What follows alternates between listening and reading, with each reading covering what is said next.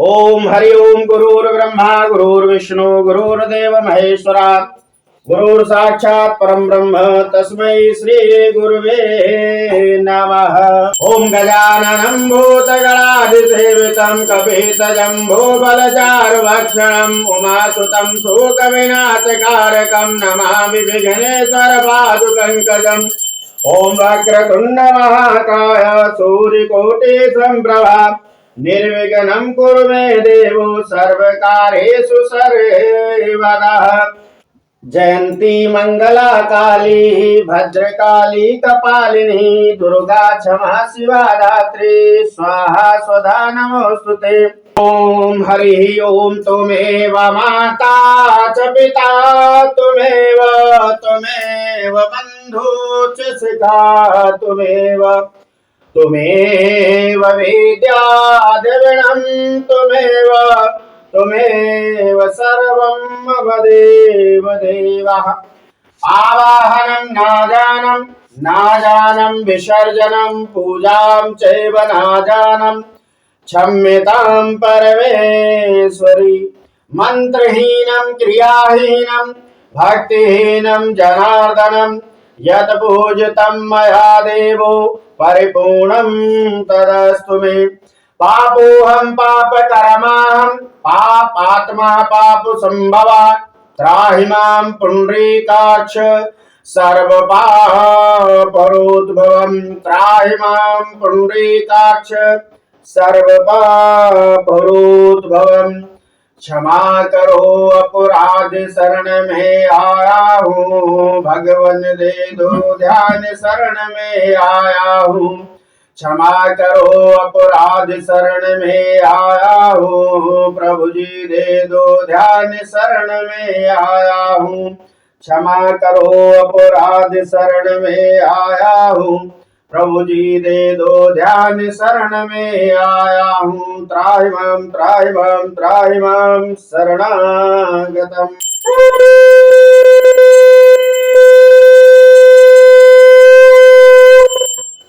बोलो श्री गणेश भगवान की जय हो, श्री गौरा मैया की जय हो, श्री नवग्रह भगवान की जय हो, श्री लक्ष्मी नारायण भगवान की जय हो, श्री सत्यनारायण भगवान की जय हो। मुनिनाथ सुनो यह सत्य कथा, सब काल ही होए महासुखदाई। ताप हरे भव दूर करे, सब काज सरे सुख की अधिकाई। अति संकट में दुख दूर करे, सब ठोर कुठोर में होत सहाय। प्रभु नाम चरित गुणगान किए बिनु, कैसे कलिकाल में पाप नसाई। एक समय योगी राज नारद जी दूसरों की हित की इच्छा से सभी लोकों में घूमते हुए मृत लोक में आ पहुंचे। यहाँ पर अनेक योनियों में जन्मे हुए प्रायः सभी मनुष्यों को अपने अपने कर्मों के अनुसार अनेक प्रकार के दुखों से दुखी देखकर नारद जी ने अपने मन में विचार किया कि किस यत्न के करने से निश्चय ही प्राणियों के दुखों का नाश हो सकेगा। ऐसा मन में विचार करके श्री नारद जी क्षीर सागर में निवास करते हुए श्री विष्णु भगवान के पास पहुंचे। दंडवत प्रणाम करके भगवान के चरणों में प्रार्थना करने लगे। हे प्रभु, आप ही मेरे माता हो, आप ही मेरे पिता हो, आप ही मेरे भाई हो, आप ही मेरे सखा हो, अर्थात जो कुछ हो आप ही हमारे हो। आपके सिवाय संसार में हमारा कोई दूसरा नहीं। नारद जी से ऐसी प्रार्थना सुनने के पश्चात विष्णु भगवान ने कहा, नारद जी बताओ आपका किस काम के लिए यहाँ पर आगमन हुआ? निसंकोच मुझसे कहो, मैं सुनना चाहता हूँ। नारद जी कहने लगे, प्रभु आज मैं तीनों लोकों में भ्रमण करता हुआ जब पृथ्वी पर मृत लोक में पहुंचा तो वहां पर हमको कोई भी मनुष्य सुखी नहीं, इसलिए प्रभु मैं आपके पास आया हूं। कोई ऐसा छोटा सा उपाय बतलाइए जिसके करने से मनुष्यों के सारे दुख दूर हो जाए और उनकी मनोकामना भी पूरी हो, मनवांछित फल भी मिले। भगवान कहने लगे, नारद जी, मनुष्यों की भलाई के लिए तुमने बहुत अच्छा प्रश्न किया है। अब मैं उस श्रेष्ठ व्रत को आपसे कहूंगा जिसके करने से मनुष्य समस्त दुखों से छूट जाएगा और उसकी समस्त प्रकार की मनोकामनाओं की पूर्ति अवश्य होगी। भगवान कहने लगे, नारद जी, श्री सत्यनारायण भगवान का व्रत जो भी शास्त्र विधि के अनुसार श्रद्धा भावना एवं प्रेम पूर्वक करेगा उनकी समस्त प्रकार की मनोकामनाओं की पूर्ति अवश्य होगी। नारद जी कहने लगे, प्रभु यह व्रत कब, कैसे, किस दिन करना चाहिए, इसमें कौन कौन सी सामग्री लगती है। भगवान ने नारद जी को समस्त कथा का विधान बतलाया और नारद जी ने समस्त सत्यनारायण भगवान की कथा के विधान को श्रवण करके भगवान को दंडवत प्रणाम करके सीधे नैमिषारण्य धाम में आ गए। बोलो ललिता मैया की। आज नारद जी नैमिषारण्य धाम में आकर के श्री सूत जी महाराज को इस कथा का समस्त विधान बतलाते हैं और सूत जी महाराज ने सबसे पहले श्री सत्यनारायण भगवान की कथा को 88,000 ऋषियों को नैमिषारण्य धाम में श्रवण कराया, जो आज आप लोग श्रवण कर रहे हैं। इस श्री स्कंद पुराणे रेवा खंडे श्री सत्यनारायण व्रत कथायाम प्रथमो अध्याय संपूर्णम। बोलो लक्ष्मी नारायण भगवान की जय हो। श्री सत्यनारायण भगवान की जय हो।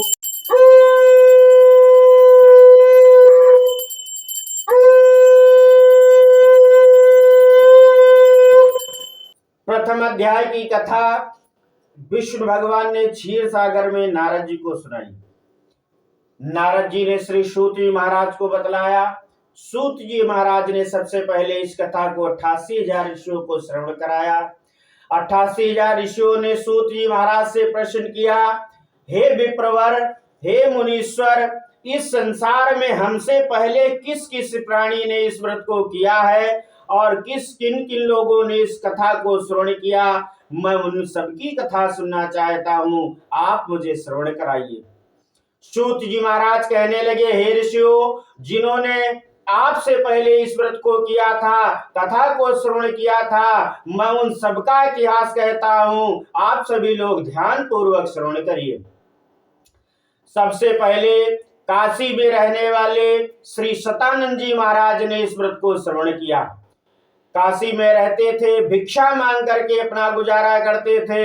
एक दिन वह ब्राह्मण भिक्षा मांगने के लिए जा रहे थे। उस समय वहां पर संत का भेष धारण करके श्री लक्ष्मी नारायण भगवान आए और पूछने लगे, हे विप्र, तुम नित्य दुखी होकर पृथ्वी पर क्यों घूमते रहते हो, मुझसे बताओ, मैं सुनना चाहता हूँ। श्री सतानंद जी कहने लगे, मैं निर्धन ब्राह्मण हूँ और भिक्षा मांगने के लिए इस पृथ्वी पर घूमता रहता।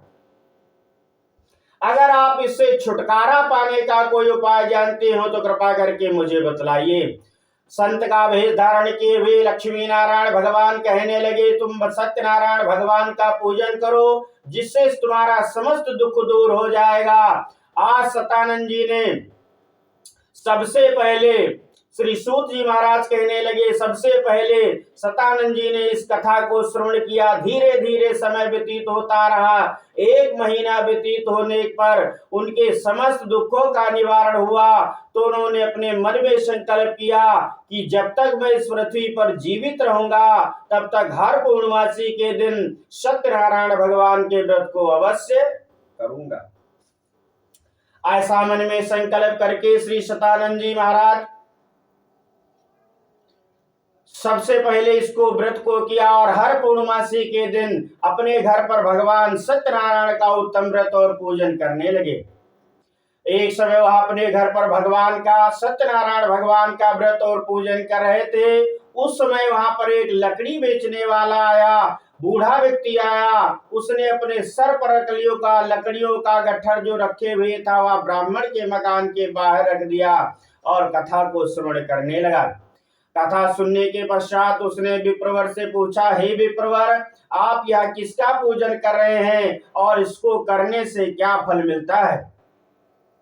श्री सतानंद जी ने कहा कि इनकी ही कृपा से मेरे यहाँ धन धान्य आदि की वृद्धि हुई है। विप्र से इस व्रत के बारे में जानकर लकड़हारा बहुत प्रसन्न हुआ। भगवान का चरणामृत ले और भोजन करने के बाद वह अपने घर को चला गया। अगले दिन वह जल्दी उठा और भगवान का व्रत करने का संकल्प करके लकड़ियों को बेचने के लिए चल दिया। उस दिन उसको उन लकड़ियों का दाम पहले से चौगुना मिला। तब वह बूढ़ा लकड़हारा प्रसन्न होकर पके केले, शक्कर, शहद, घी, दूध, दही, गेहूं का चूर्ण इत्यादि श्री सत्यनारायण भगवान के व्रत की सभी सामग्री लेकर अपने घर पर आ गया। फिर उसने अपने इष्ट मित्र परिवार वालों को बुलाया, ब्राह्मण को बुलाया और विधि विधान के साथ भगवान सत्यनारायण का उत्तम व्रत और पूजन किया। तत्पश्चात उस व्रत के प्रभाव से वह बूढ़ा लकड़हारा धन, पुत्र आदि से युक्त हुआ और संसार के समस्त सुखों को भोगकर अंत में वह वैकुंठ धाम को चला गया। जो भी मनुष्य श्री सत्यनारायण भगवान के व्रत को शास्त्र विधि के अनुसार श्रद्धा, भावना एवं प्रेम पूर्वक करेंगे, उनकी समस्त प्रकार की मनोकामनाओं की पूर्ति अवश्य होगी। इसमें जरा सा भी संशय नहीं करना चाहिए। इस श्री स्कंद पुराणे रेवा खंडे श्री सत्यनारायण व्रत कथायाम द्वितीय अध्याय संपूर्णम। बोलो लक्ष्मी नारायण भगवान की जय हो।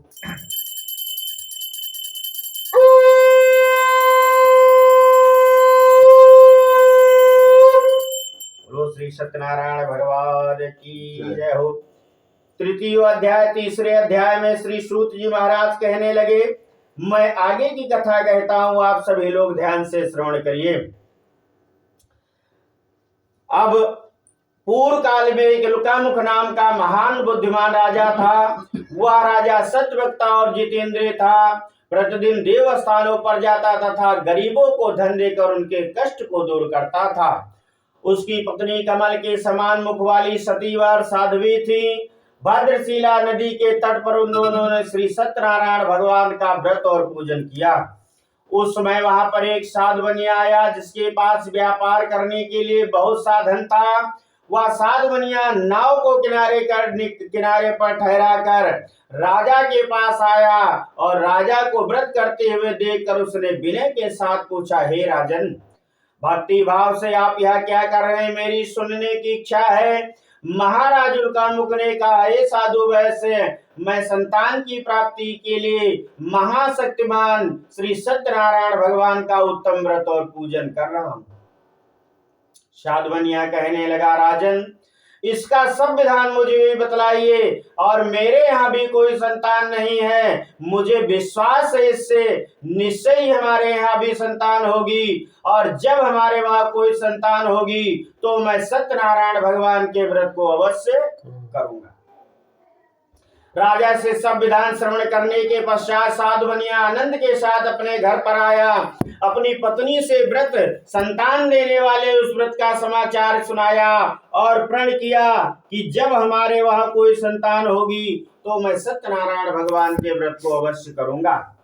धीरे धीरे समय व्यतीत होता रहा। कई वर्षों के पश्चात उनके यहाँ एक सुंदर कन्या का जन्म हुआ। दिनों दिन वह कन्या इस तरह बढ़ने लगी जैसे शुक्ल पक्ष का चंद्रमा बढ़ता है। कन्या का नाम कलावती रखा गया। तब साधु बनिया की पत्नी लीलावती ने मीठे शब्दों में अपने पति को याद दिलाया कि हे स्वामी, आपने जो भगवान का व्रत करने का संकल्प किया था, अब आप उसे पूरा करिए। साधु बनिया कहने लगा, देवी, जब मैं इस कन्या का विवाह करूंगा तो मैं सत्यनारायण भगवान के व्रत को अवश्य करूंगा। ऐसा अपनी पत्नी को आश्वासन दे करके वह व्यापार करने के लिए चला गया। कई वर्षों के पश्चात जब वह व्यापार करके अपने नगर में आया तो अपनी कन्या को सखियों के साथ खेलते हुए देखकर अपने नौकर दूत को बुलाकर कहने लगा कि जाओ, मेरी कन्या के लिए कोई सुयोग वर देख करके ले आओ। दूत कंचन नगर पहुंचकर देखभाल कर वैश्य की लड़की के लिए सुयोग मणि पुत्र को ले आया। उस सुंदर लड़के को देखकर साधु बनिया ने अपनी कन्या का विवाह उसके साथ कर दिया, परंतु दुर्भाग्य से विवाह के समय भी भगवान का व्रत करना भूल गया, जिससे भगवान क्रोधित हुए। साधु बनिया को मानसिक श्राप दे दिया, हे साधु बनिया, तुम मेरी पूजा से विमुख हुए हो, जिसके कारण तुमको नाना प्रकार के दुख उठाने पड़ेंगे। अब साधवनिया अपने दामाद को लेकर व्यापार करने के लिए राजा चंद्रकेत के नगर में चला गया। दोनों ससुर और दामाद राजा चंद्रकेत के नगर में व्यापार करने लगे। एक दिन भगवान की माया से प्रेरित एक चोर राजा का धन चुराकर भागा जा रहा था। राजा के नौकरों ने उसको देख लिया और दौड़ा लिया। जब चोर ने देखा कि इनसे हम बच नहीं पाएंगे, तो जो धन चोरी किया था वह धन नाव में चुपचाप वहां रख दिया, जहां इस ससुर और दामाद दोनों लोग सो रहे थे। चोर स्वयं तो भाग गया। अब राजा के नौकरों ने इनके पास चोरी का धन रखा देखा, तो दोनों को बांधकर राजा के समीप ले गए और कहने लगे, हे राजन, हम ये दो चोर पकड़ के लाए हैं, आप इनको देखकर आज्ञा दीजिए। तब राजा ने बिना उनकी बात सुने उनको कारागार में डालने की आज्ञा दे दी। इस प्रकार से उनको कठिन कारावास में डाल दिया गया तथा वो जितना धन व्यापार करने के लिए लाए थे वो राजा ने छीन लिया, अपने माल खजाने में डलवा दिया।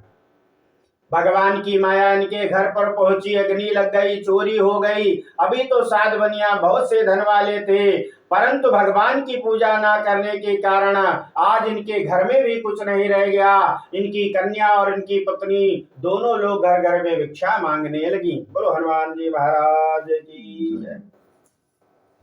एक दिन कन्या कलावती एक ब्राह्मण के घर भिक्षा मांगने के लिए गई। उस समय इसी प्रकार से वहां पर सत्यनारायण भगवान का पूजन हो रहा था, कथा हो रही थी। उसने कथा सुनी, प्रसाद लिया, अपनी माता के लिए भी प्रसाद लेकर के आई। तो माता ने पूछा, बिटिया तुमने बहुत देर की, अभी तक तुम कहाँ थी, वह तुम्हारे मन में क्या है? कलावती कहने लगी, माता मैंने एक ब्राह्मण के घर सत्यनारायण भगवान का पूजन होते देखा है। कन्या के वचनों को सुनकर लीलावती ने भी भगवान के पूजन की तैयारी की। अपने परिवार में मांग जांच करके भगवान के पूजन की तैयारी की। ब्राह्मण को बुलाया, इष्ट मित्र परिवार वालों को बुलाया, विधि विधान के साथ भगवान सत्यनारायण का उत्तम व्रत और पूजन किया। अंत में क्षमा प्रार्थना की, हे प्रभु, मुझसे या मेरे परिवार वालों से जो भी अपराध हुआ उसे क्षमा करो। मेरे पति और मेरे दामाद बहुत वर्षों से व्यापार करके वापस नहीं आए हैं, उन्हें वापस भेज दो।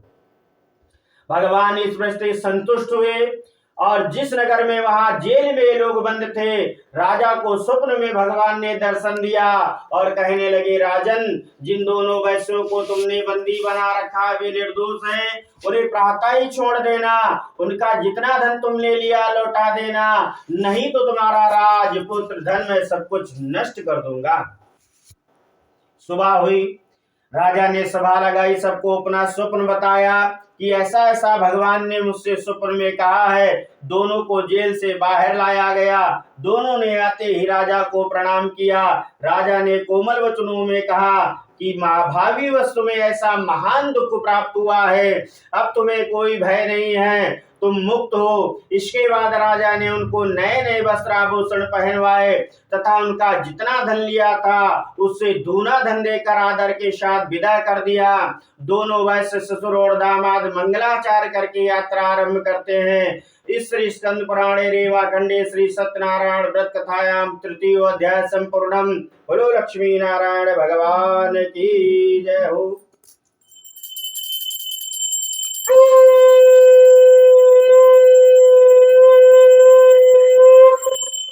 बोलो श्री सत्यनारायण भगवान की जय हो। चतुर्थो अध्याय।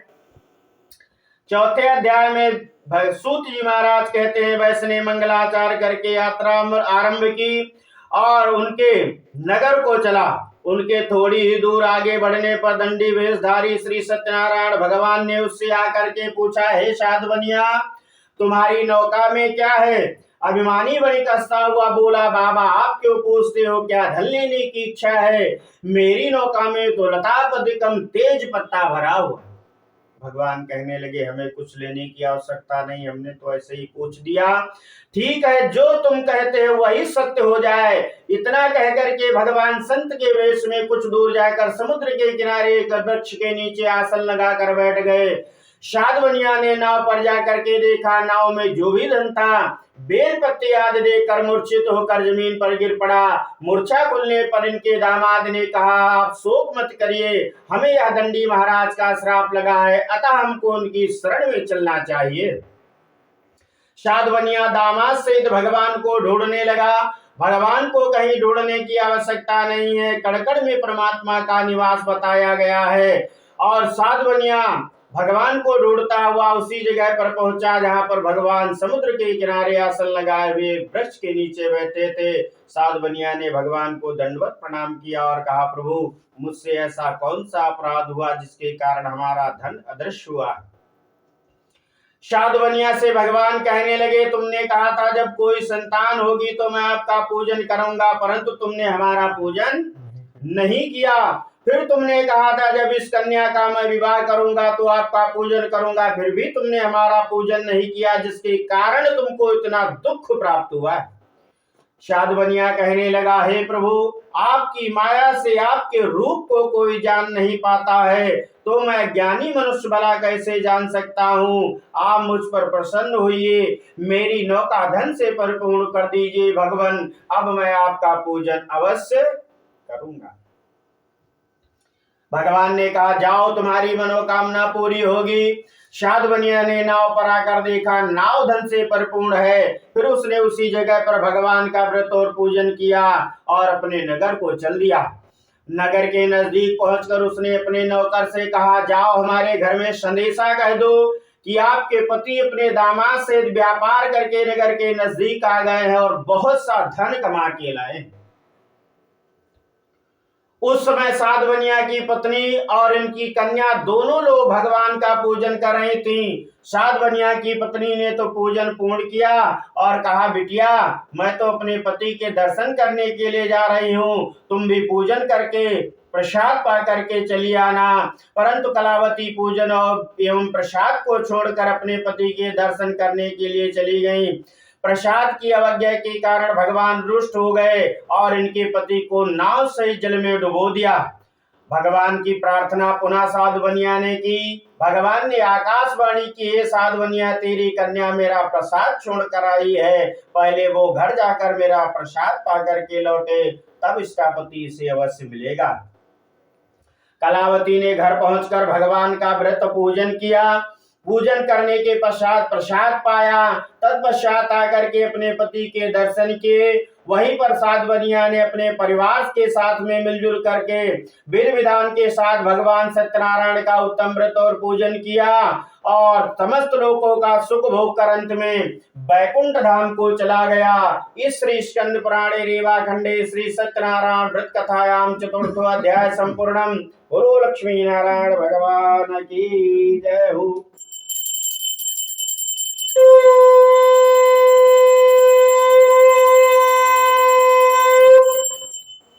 पंचमो अध्याय। पांचवें अध्याय में श्री सूत जी महाराज कहते हैं, मैं और एक कथा कहता हूं, आप सभी लोग ध्यान से श्रवण करिए।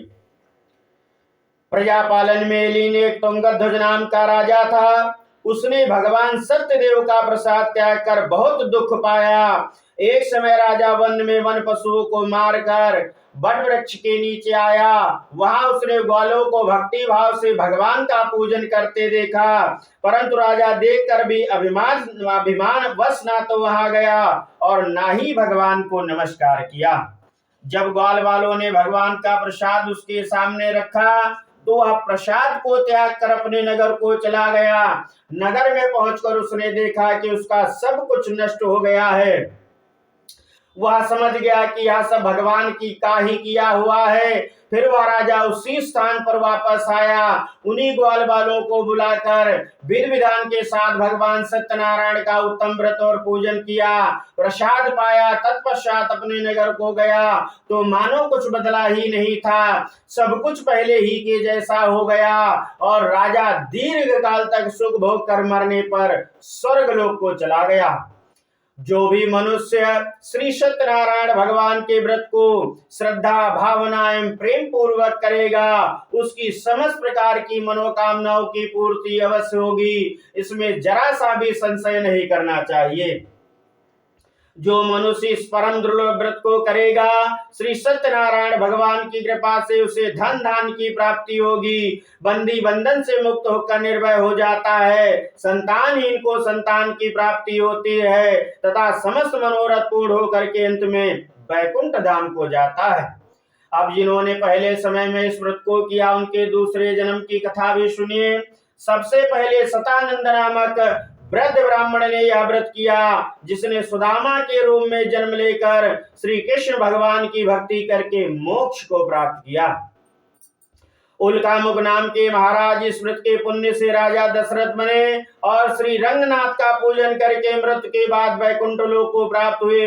साधु नाम के वैश्य ने सत्य प्रतिज्ञ राजा मोरध्वज ध्वज बनकर अपने पुत्र को आरे से चीरकर मोक्ष को प्राप्त किया। वह भी इसी व्रत का फल था। इसी तरह महाराज तुंगध्वज नाम के स्वयंभू मन हुए, जिन्होंने बहुत से लोगों को भगवान की भक्ति में लीन कर मोक्ष को प्राप्त किया।